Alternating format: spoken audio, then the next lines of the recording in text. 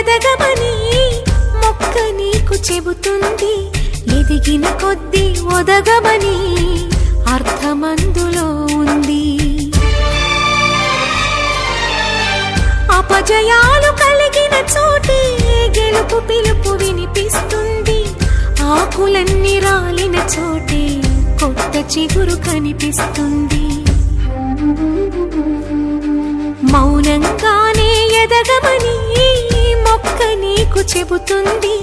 ఎదిగిన కొద్దీ ఒదగమని అర్థమందులో ఉంది. అపజయాలు కలిగిన చోటే గెలుపు పిలుపు వినిపిస్తుంది. ఆకులన్నీ రాలిన చోటే కొత్త చిగురు కనిపిస్తుంది.